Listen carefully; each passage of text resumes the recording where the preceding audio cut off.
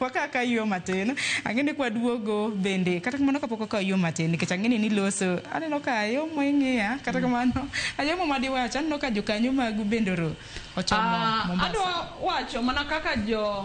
jotendwa manie gari madhi Mombasa wacho ni mano chama maduong' man gi structures ka piny mana kaka wuoda ni ne wacho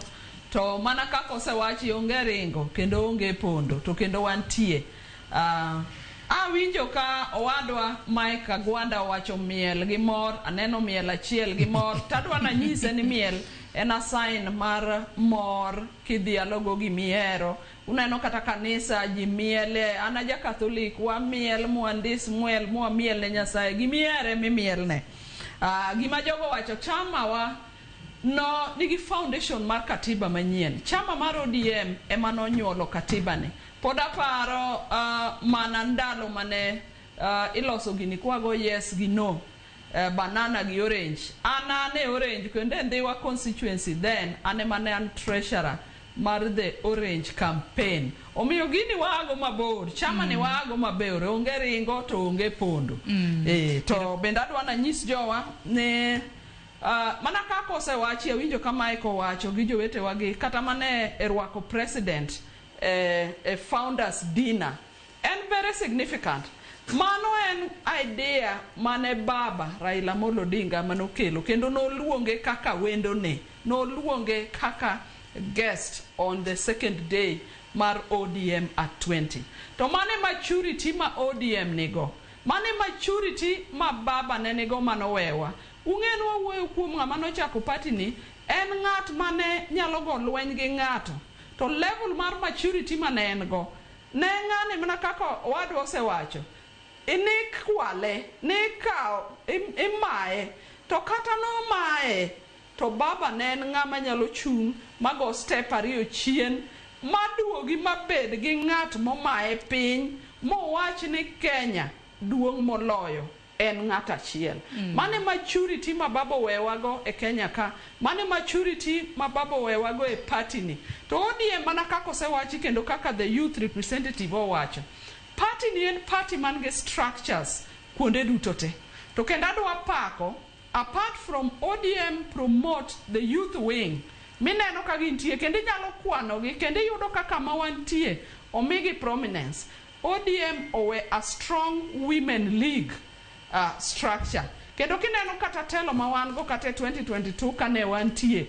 party no temo miyo thuolo mine kabisa ineno ka jakom party wuoyo kanyo mano governor ma Homa Bay mano miyo it means ni ODM no sechako practice the 2/3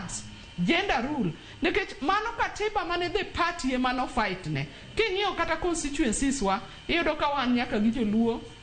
constituency e Luoland man gi women MPs Homa Bay county kama the three of us are wan gi women MPs moyier mano nyiso ni party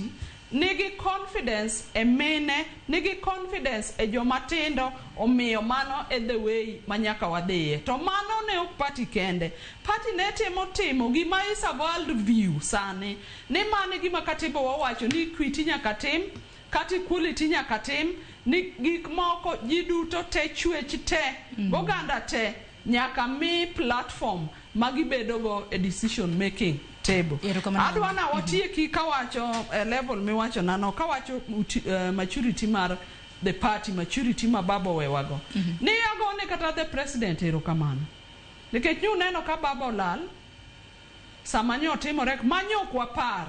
onge samora mora ma kata wan waduto onge sama ng'ato ikore ne tho to tho mar baba to ne en gima no obwogo wate kendo pod obwogo wa nyaka sani in fact a number of us pod wuotho me gimiluongo ni autopilot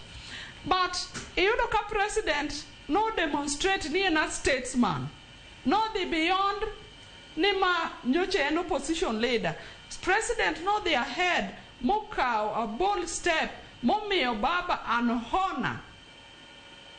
moromore kode odhi moome India led by the government give the family okele mochako tiek motim wishes ne 72 hours manowacho ma the state notim all the things mane ginyalo timo kagi hona baba as a hero as our father of democracy, as father of devolution, as the father, one of the strong pillars of this country on multipartism and the freedom of speech. The president